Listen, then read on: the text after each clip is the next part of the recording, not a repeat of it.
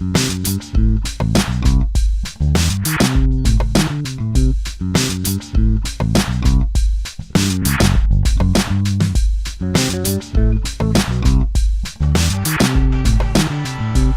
right, we live? We're working? All right, once again, welcome everybody for the second time, thanks to Rick Codrington, to the Gano Livecast Samurai Nation Leadership Training Class. Yes, you should leave now. Yes, you should leave now. Today we're going to talk about something very, very important. How many people have ever come across somebody with objections? I don't want to do this because of this, that, and you said, oh, no, and you lost the person, right? Objections are actually a very good thing. Why? Because it shows they're interested. Because how many other people have gone through a whole interested? They didn't give you any objections, any reason why, because if they don't give you a reason why, you can't give them an answer why they should. So the people with the most objections are usually your strongest people once you get rid of their objections. Okay? Now there's certain words and stuff that we should not be using. Sold. Nobody wants to be sold, sell. Nobody wants to be sell anything, right? So hey, you know, once you come in and you own this coffee, how many people here like to own things? Right? But you don't like to be sold things. You like to own them though, right? Difference in words, right? How many people here call that affiliate form a contract? Okay, it's not a contract, it's an agreement. A worksheet, a paperwork, whatever you want to call it, anything but a contract, and you don't ask them to sign it, you ask them to autograph it. So you're bypassing all these words in the beginning that can cause you difficulty later on. Does that make sense? So you bypass them by not using the words. Now, a couple other ones. Trade terminology, that's a big one in our industry. How many people here know what a downline is? How many people know what an auto ship is? How many people know what the binary is? How many people know what a commission plan is? How many people know what a Ganoderma mushroom is? Right? Here's the funny thing, the people you're talking to don't know what those words mean. Does that make sense? So when you're talking to somebody very new, especially when you're talking about the money, do you use words like the binary? No, they don't know what it means. Commission plan? No, that's why we call it a wealth plan. Everybody knows what wealth is, right? A plan to get wealth, a wealth plan. If anybody's ever seen me do a presentation when I show the picture of how the binary works, so I call it a binary. No, I said two that get two down to the fifth level. 32 people, $155. Did I once say binary? Do I even mention the generational pools? Do I mention any term throughout there that somebody just doesn't understand? When you're talking to somebody, you don't use what's called trade terminology. What is trade terminology? Specific language for the industry that you're in. When you're talking to a very new person, you got to think of the first time that you were in. Does that make sense? And that you did not understand. How long did it take you to understand even how the binary worked? Some of you probably don't even know how it works now. As you know, you get a check every week and you're happy. Right?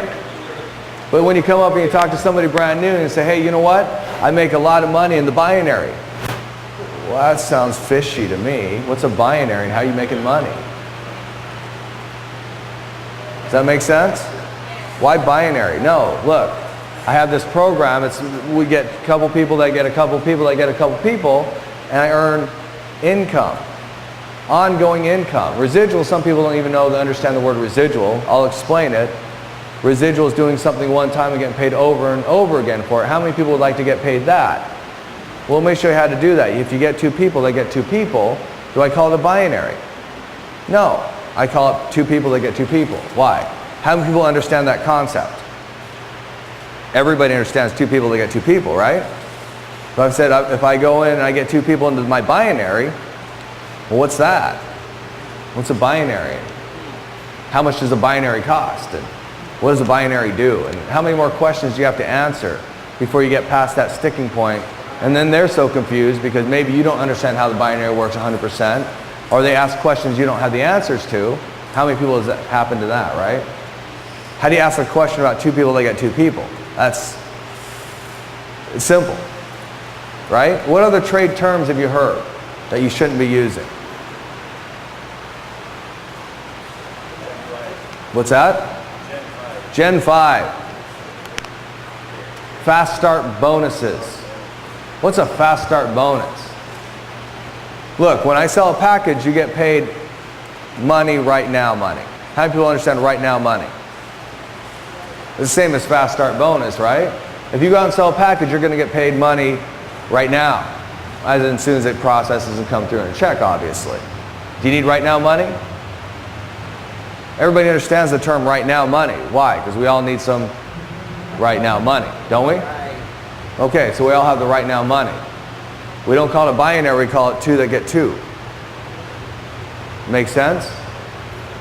We don't call it a Ganoderma lucidum mushroom, we call it a healthy herb for your body. We explain that when they watch the presentation, what it is and how it works. But if they're coming to you and you absolutely have to tell them anything of what you're doing and why you're doing it, then use terminology that works for you. Okay? Make sense? On to the next part.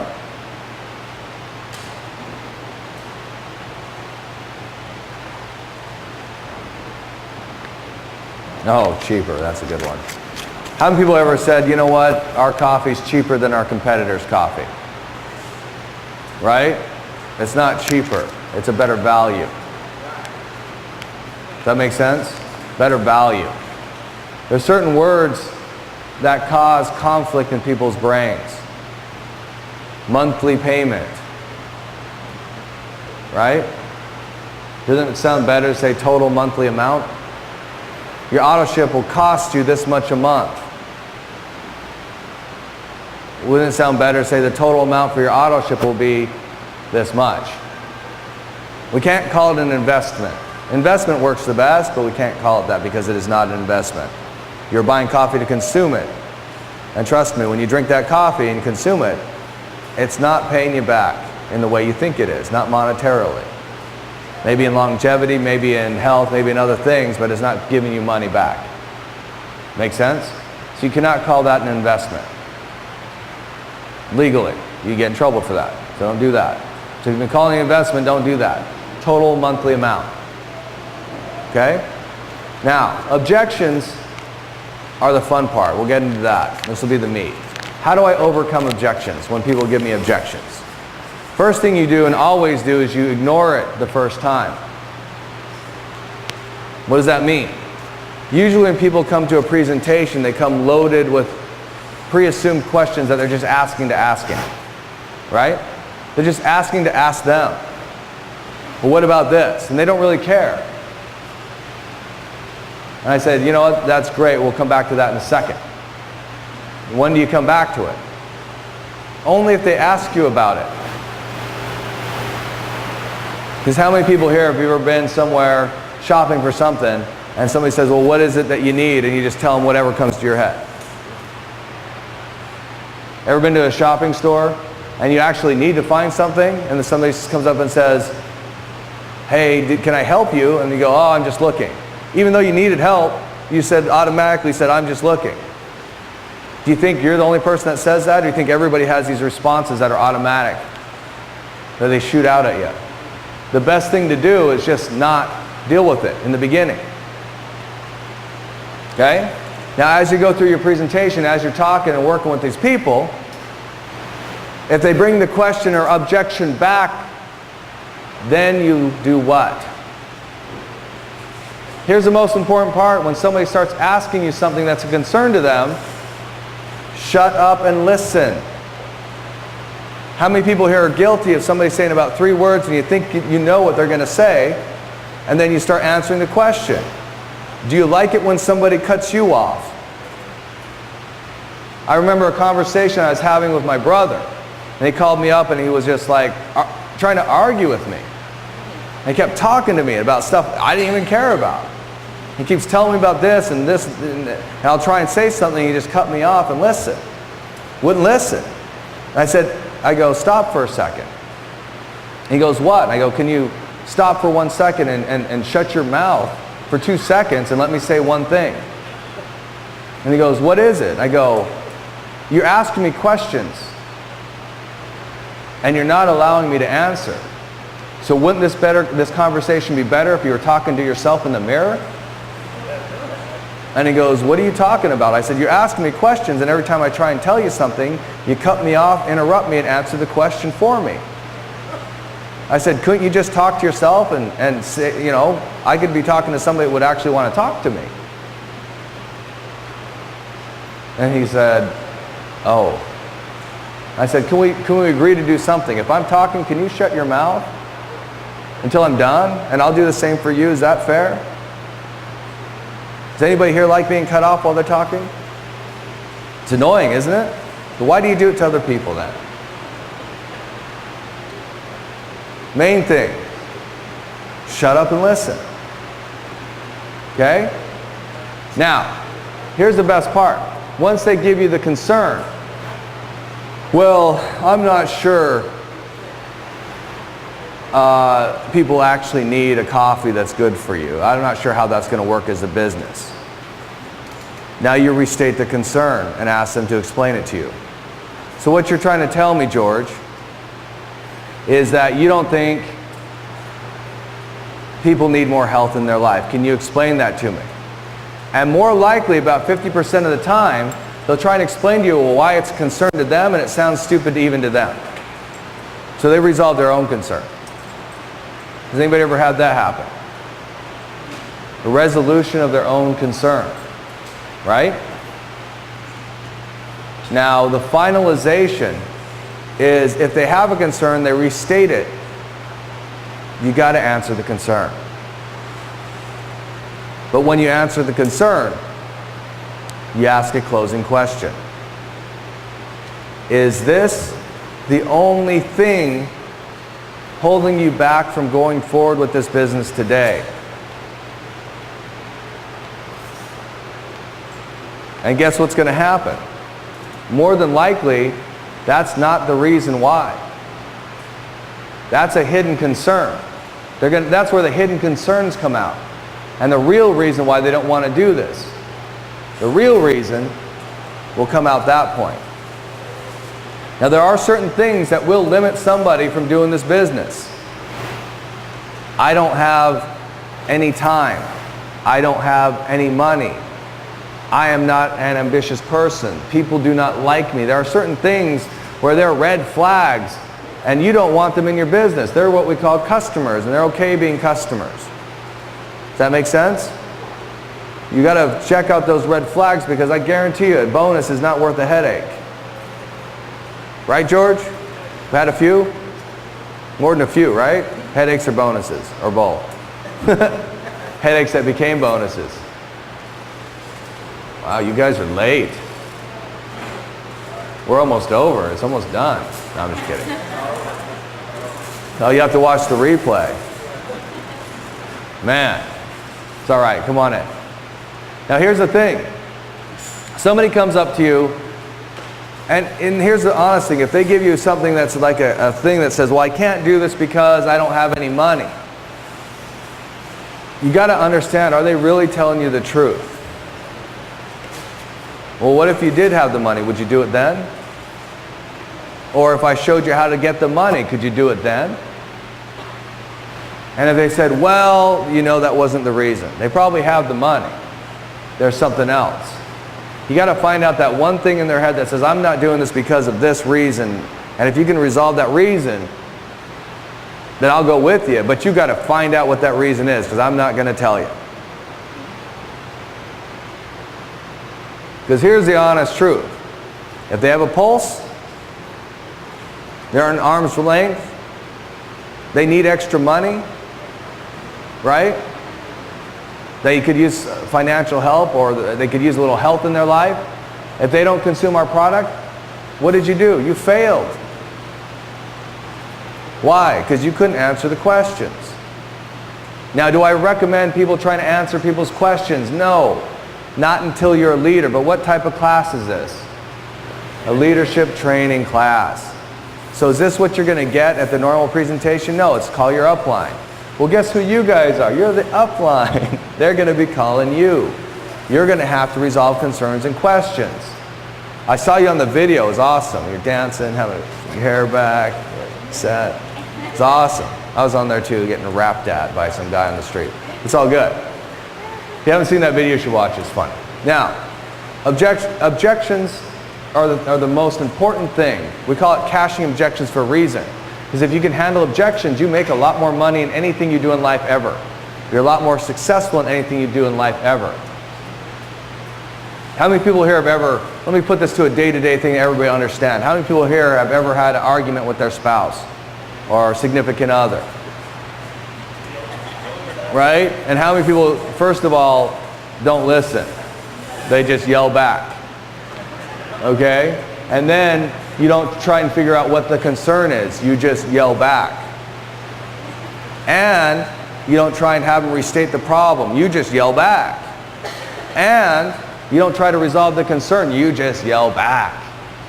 And you wonder why your communication skills suck.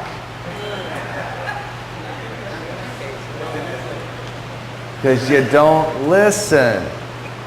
Okay, God gave you 2 ears and 1 mouth for a reason. Listen twice as much as you speak.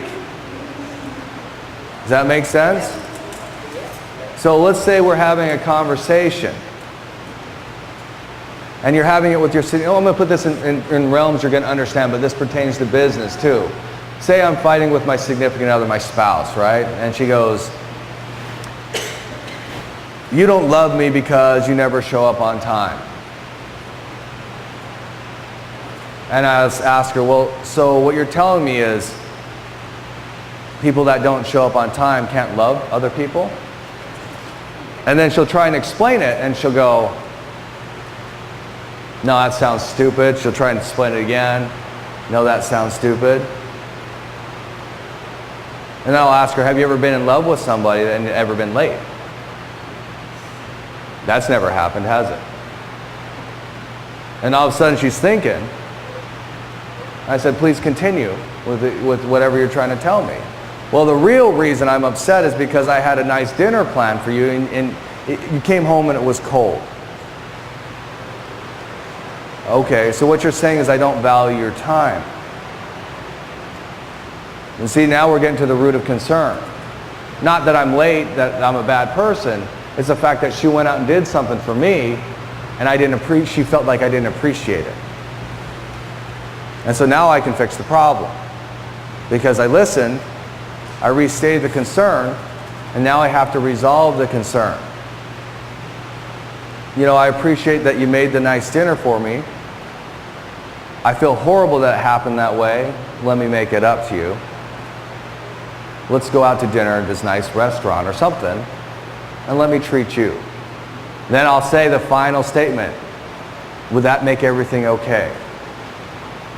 And if she says no, then I go back until she says okay.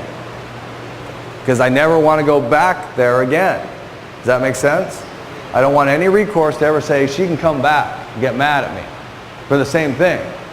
I'll say, no. No. I took you out to dinner and you said everything was okay. That one's not going to work. Try again. Right? Same thing in business. So what you're telling me is if you could just get that money together, you could do this? If they say, yes, you know what, if I could just get the $200 together, I could do this. And that's the only thing that's stopping you is getting that money together. That's the only thing. Oh, that's too bad. Oh, wait. What if I showed you how to pre-sell the product, make the money, and then buy the package? Then you wouldn't need any upfront money. And what'd I do there? I act defeated. Like, oh man, it's too bad you couldn't get the money together, this and that. And that's the only thing, really, that's stopping you, right? Right. They're convinced that you're not coming back. And you stop and you go, oh, wait a second, I got an idea. And you go you give them the resolution. How many people know you don't need money to start this business? You need an upline who'll give you a box of coffee, and only one, to be honest with you. If I sell that at 25, I can buy another box, sell it for 25. By the time I sell the second box, I can buy 3 boxes. And I sell those 3, and it keeps moving forward. How do I know this? I met a barber the other day. So he was at the meeting last night. Who was at that meeting last night? You didn't show up, lazy. Just kidding. You were there. You met him, right, in the back? Art? Yeah. Had the tattoos? He came in, and the first thing he asked me when I sat down and cut my hair is, what do you do for a living? And I said, man, you should have never asked that question. He goes, why is that? I go, because you're going to have to do what I'm doing. He goes, what do you mean? I said, watch this video, and I left. He calls me back super excited. I want to do the business. That's great. He says, unfortunately, I don't have any money. I said, you know what? I'll do you a favor. I'll give you a box of coffee. But you have to pay me back. How much is it? You have to pay me back 17. Okay? But you sell it for 25. You keep the difference. He calls me back. He sold the box of coffee. He said, great. Go use that money and go buy another box. And you can pay me back later. Okay, sold the other box. Okay, now go buy 3 boxes. Guess what he told me last night? It's been a week. He says, I have enough money to buy my ESP1. Do you want me to pay you back or buy the ESP1? I said, go buy the ESP1. Now, if that was your business, it wasn't even in my business because I can't have a downline. I invested $17 into that person. He then turned it into $205 in a week. He's going to buy his ESP1. And I told him last night, you know what? That was my investment, my gift into your future. Take that money and revolve it. Keep revolving it. He cuts hair for a living. He lives in a motel, paid by weekly motel, because he doesn't have the credit, or doesn't have the house, or doesn't have the ability to live. He drives to Puente every morning to pick up his children, drive them to school from Ontario. And what's your excuse for not being successful? Maybe because you're not trying? See, it's funny when you don't have an alternative, you have to do something to make money. You absolutely have to. It's funny how fast you can make something work that other people that have everything in life can't.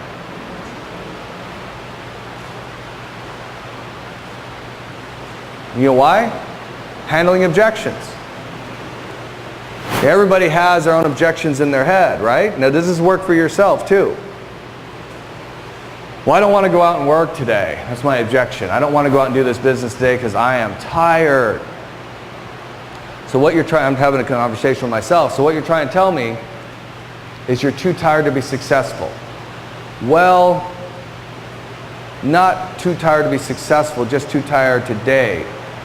Today to be successful? So you're not wanting to be successful today. Well, I want to be successful today. You see how this plays out in your head? How many people lose that battle every day?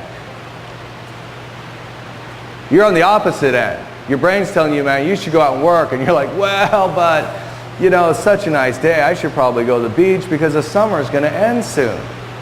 But you really need to grow your business during the summer.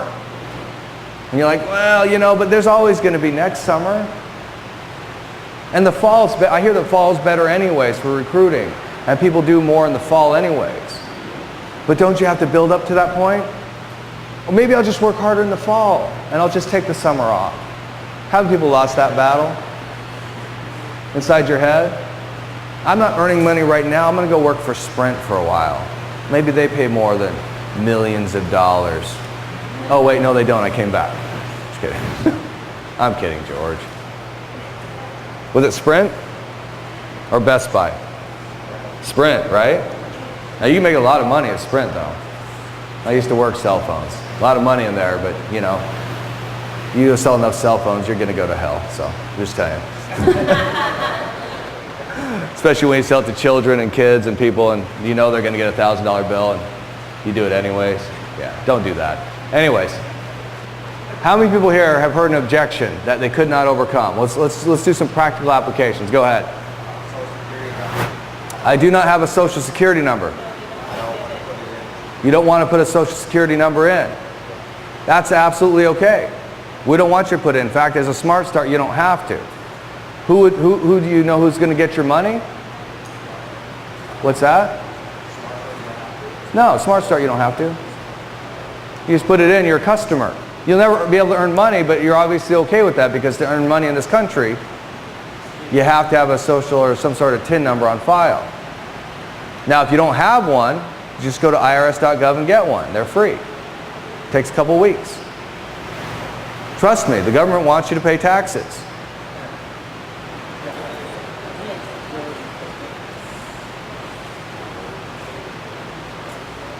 So when they say that, say that's absolutely okay. You can come in as a Smart Start. You just understand, and I understand you want to be a customer, not somebody that makes money off this product, correct? And they go, wait a second, I want to make money. Okay, well you can't have it both ways. Let me tell you what. What if we log into your secured system? See that little lock there that says secured? You type it in yourself and nobody else ever sees it again. That's why it says that little lock secured icon on there. Any other objections? Anybody got a hard one? Crystal. I don't have time. What do you mean you don't have time? You have less time than 24 hours a day? Or you have a lot of things to do through the day? Well, you're supposed to be telling me an objection and arguing with me. Not arguing, but trying to tell me why you can't. Well, you're trying to play the part of a person with objection. You're not good at that. Okay, we'll skip you then. Okay. Okay, objection.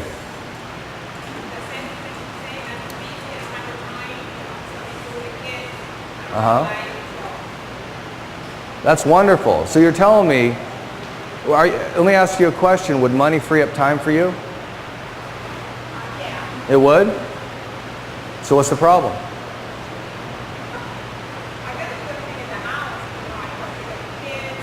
I don't know. It's good. Perfect. It's a home-based business. You're in your home, right? You work a job too? You don't have time to introduce 2 or 3 people to me. Just introduction. On the weekends. Perfect. Part-time job. Part-time thing. So how many can you introduce to me this weekend? 2 or 3? 2. Great. Welcome to business. Next person. Go ahead. I live in an area where there's not a lot of people, so I don't really talk to everybody. Do you have internet? Okay. Ever heard of Facebook? Welcome to business.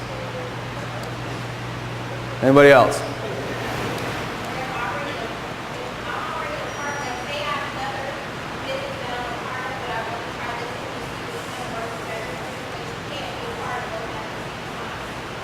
Well, you can be part of ours and somebody else's. I don't know what their program is. Okay. Let me ask you a question. Is freedom important to you? Do you like it when people take choices away from you? Well, at our company, we didn't. So obviously you value freedom more than you value the other company. Welcome to the business. Credit card. I don't want to put my credit card into the system. It's okay, we take cash. Send a check. Any form of payment. We don't take kids though. Welcome to the business. Oh, you know what? One other thing. Give me the cash, I'll put it on my card. Welcome to the business. Go ahead. I'm a Presbyterian. What's that? I'm a Presbyterian. A Presbyterian. Not allowed to drink coffee. Great, we have tea and hot chocolate, or herbal tea, hot chocolate. We have soap and toothpaste. Do you brush your teeth? Great, welcome to the business. Any other ones? Go ahead. You get residual income from rental properties. That's wonderful. So you understand how powerful residual income is. And so the more the better, right? Welcome to the business.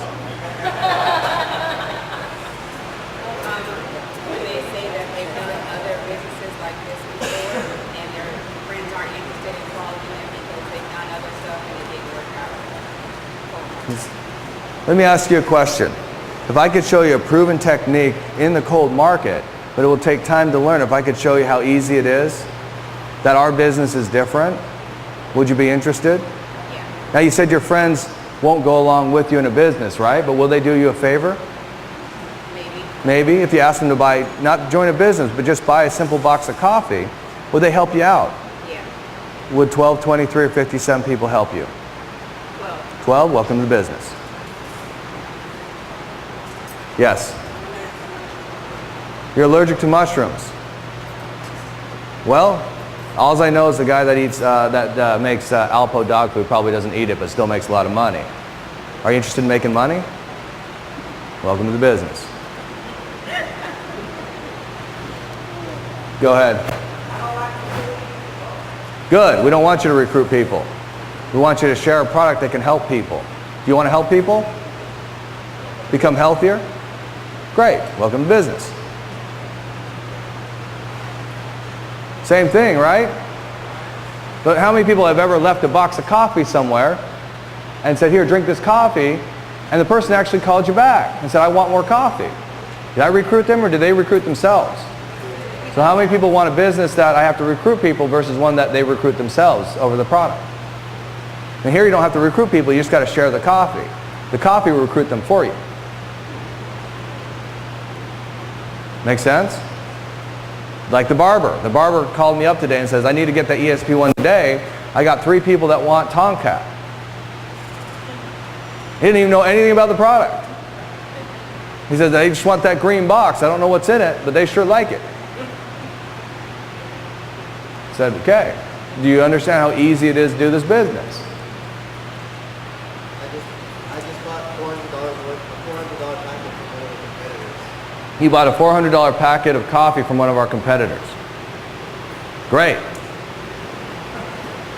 No, but I mean, this actually just happened at a coffee break recently. Okay. So, One of our competitors. I didn't know we had any competitors because we're the only ones with the extract that has a coffee that works. Have you tasted ours versus theirs? You haven't? Here, try taste comparison. Tell me which one you like better. If you like ours better, wouldn't it make smarter sense to reinvest money into one that's going to work for you versus against you? Welcome to the business. So you can compare it any way you want. Ours tastes better, ours works better, ours is better. Great, you don't have to. All you need to do is call every single person you know, ask them if they'd do you a huge favor, buy a box of coffee. Could you sell 12, 23, or 57 boxes that way? Answer the question. 12, 23, or 57? 12, you're an ESP1, welcome to the business. Yes? They're retired and they don't want to work. You know what, honestly, I can't help somebody that doesn't want to work and make extra money. If they're retired and they're happy, leave them retired and happy. But let me ask you a question. Are most retired and happy people young or old? And old people have more what problems than other people? Health problems. Now, if I could show you a way that you don't have to recruit or sell or do anything, but I can show you get the cheapest possible price on a product that could truly help your health and energy and vitality, would you be interested in drinking that? Great. Welcome to being a customer. Customers are very important too. Why? That's residual income. You'll find far more customers than you will do people that are effective in this business. The customers are just as important. Now, when I say getting them into the business, I don't mean just recruiting people. I mean drinking the product. What does that do? That gets you paid. They're either a builder or a customer. If you can't get one or the other, you're not doing your job right. You're not being effective with your time. You're not going to get 100% of everybody, but if you learn how to spin objections, if you learn how to ask questions, the right questions, if you learn how to move people in the right direction, you get a lot more people to go with you than not go with you. And I guarantee there's a lot of people in here, as soon as they get the first objection, they freeze. They say, thank you for your time. Too bad it's not for you. And you move on to the next person. You didn't even ask that question. You didn't bypass the first one. You didn't follow any steps of logical reasoning. You just gave up. Everybody says no the first time. Almost everybody says no the first time. it's going on longer than the first time that makes the difference, right? And it's following up with the right questions. It's following up with the right answers. Now let me ask you a question. Did any answers I give, were they technical at all, or were they just common sense? Right? I didn't bust out any. If she said, well, I'm allergic to mushrooms, I didn't go off and tell her, look, Ganoderma lucidum, most mushrooms have microbacterials. That's what people are allergic to. Ganoderma lucidum does not have microbacterials. Therefore, it's a known adaptogenic herb that there's no known side effects, no known allergic reactions. Your body can't regulate. Did I go into any of that? Now, I could have answered every question technically, but I'm showing you what? You don't have to. So then we can say, well, maybe you can do it, but I can't because I don't know that much about the product, or I don't know that much about the business, or I don't know about anything. You got to think common sense in my head. Well, does that make sense to me? And if it doesn't, how would it make sense? How could I make it sense? If I can't, then you should explain to them how you think it doesn't make sense, or how you think it would make better sense.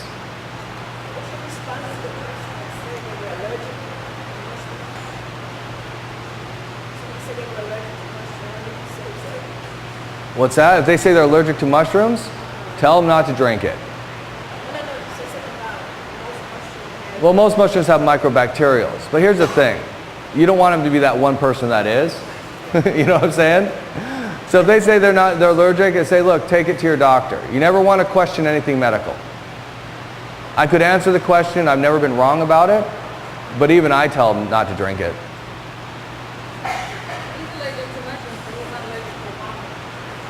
I just explained it. Why? Just kidding. I know, I'm teasing. No, I mean, I've had a story.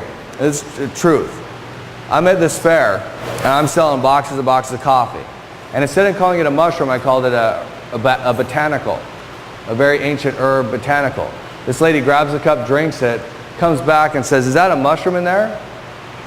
And I said, yeah, isn't it wonderful? You can't even taste it. And she goes, no, I'm deathly allergic to mushrooms.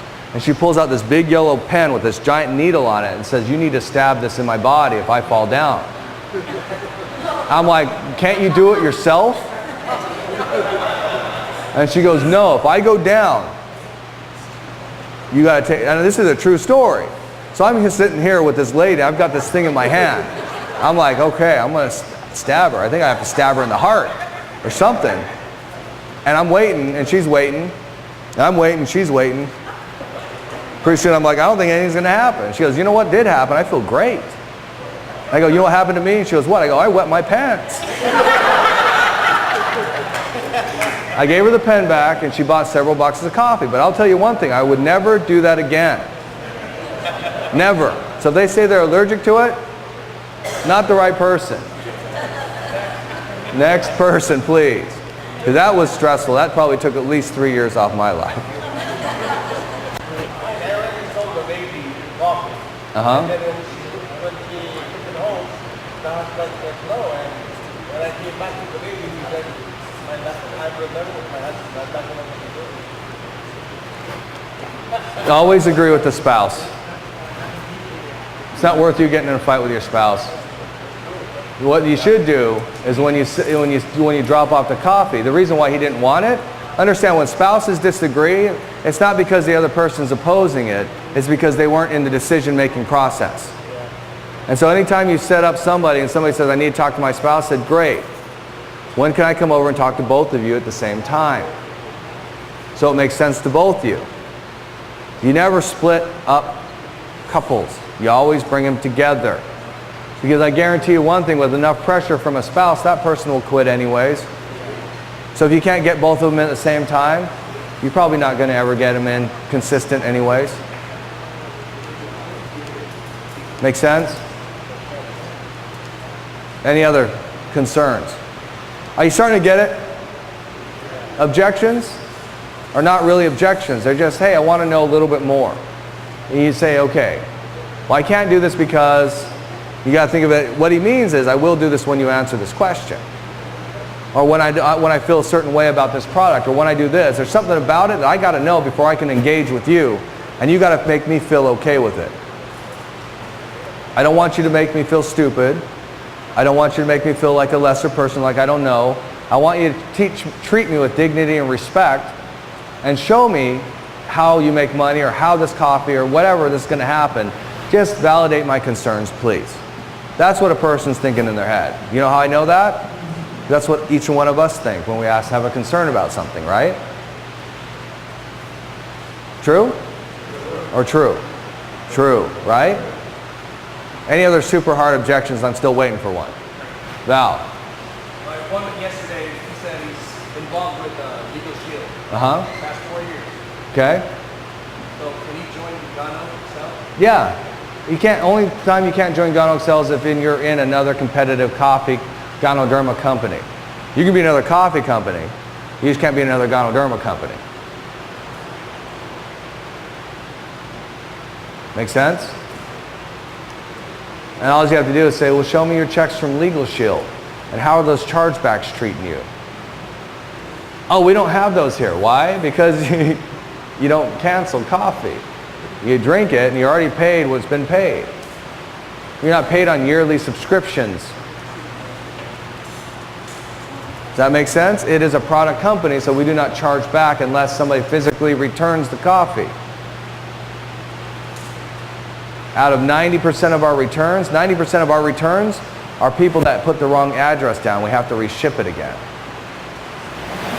There's like 1% that actually legitimately return it because they didn't like our coffee. That's a pretty good rate, don't you think? Welcome to the business. Anything else? Do you understand this takes practice? And what we're doing here is what we call role playing. Is it good to probably get in groups of people and start just throwing out objections and people say, well, I might say this, or I might say that, or this is how I handle this, or this is how I handle that. So pretty soon you start getting a mental list of things you can say to people. How is it that I can answer every single objection very quickly? Because I've been doing it for 7 years. And there's not an objection you can give me that I have not heard yet. So does time and effort have a little bit to play in becoming a leader in this industry? Yes. Why do we have this class on a consistent weekly basis? So you learn.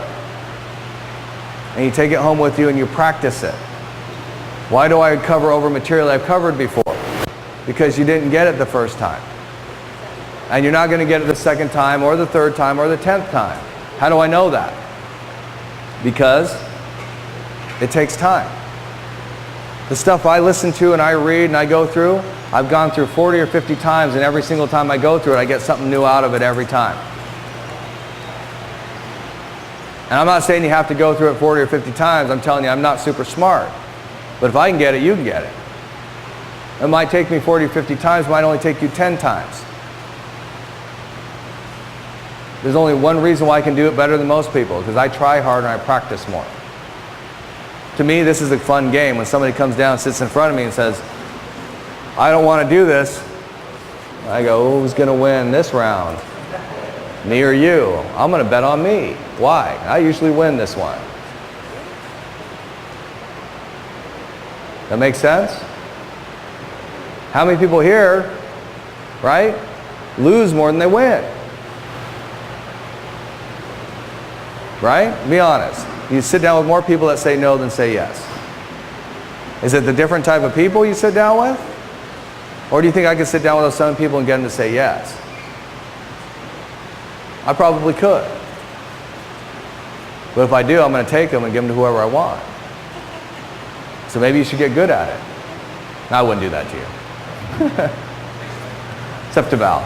I'll do it to Val. How many people understand that this objection thing, when they have objections, is a beautiful thing? You want them to have objections. Why? Because now you know they're somewhat passionate about what you're doing. How much time do we have left? 5 minutes. Wow, I thought I was like 15 minutes in already. Let me make sure I covered everything important. Handling objections. Shut up and listen, important one.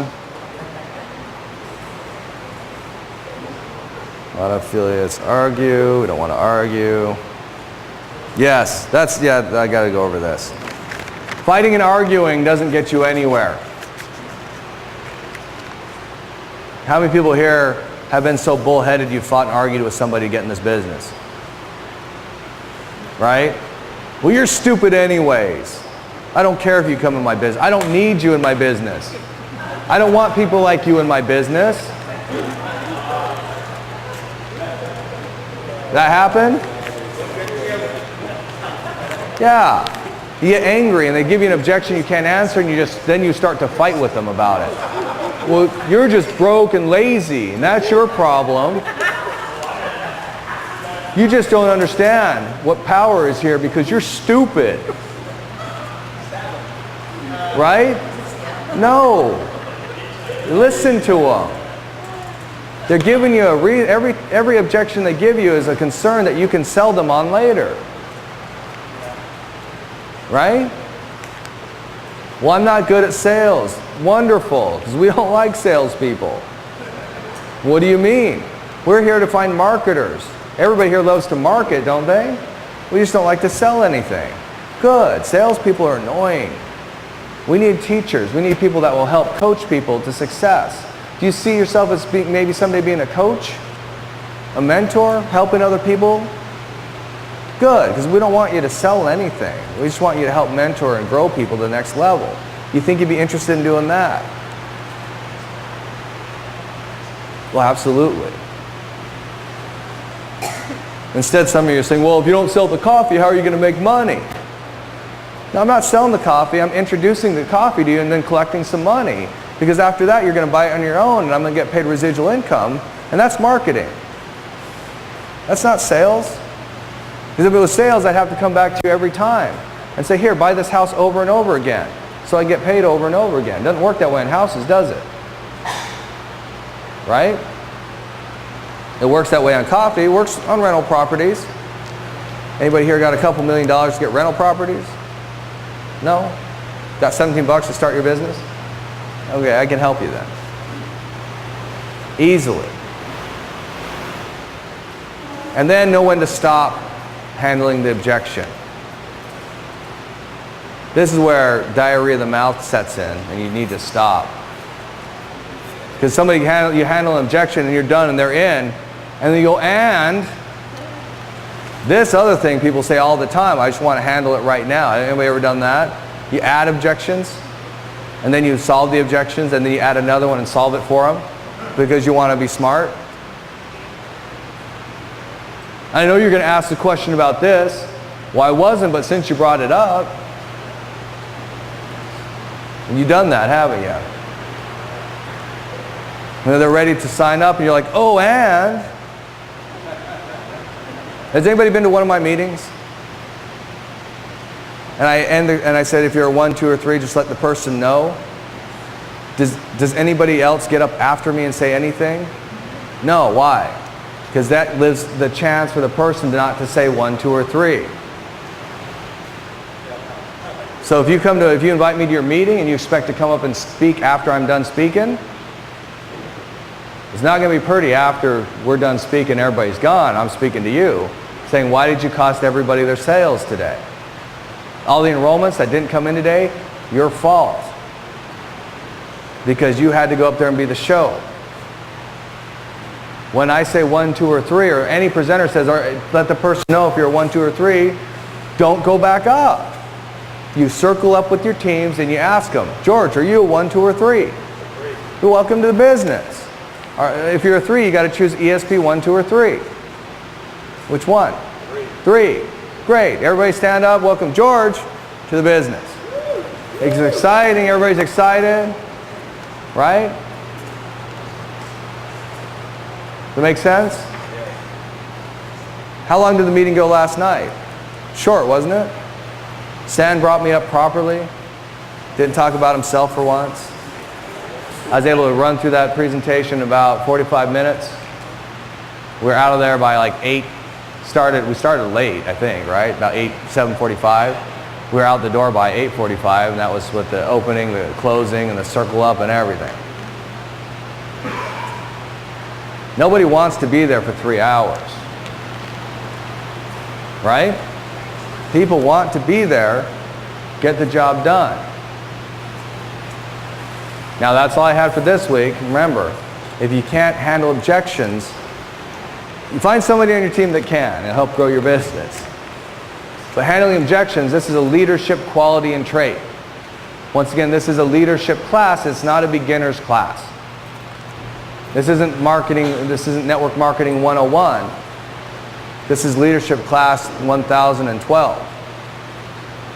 These are techniques that are used on every major professional level across the board, that you're getting privy to this information now. Why do people use it? Because it works. So once again, thank you all for coming out. We'll see you all next week.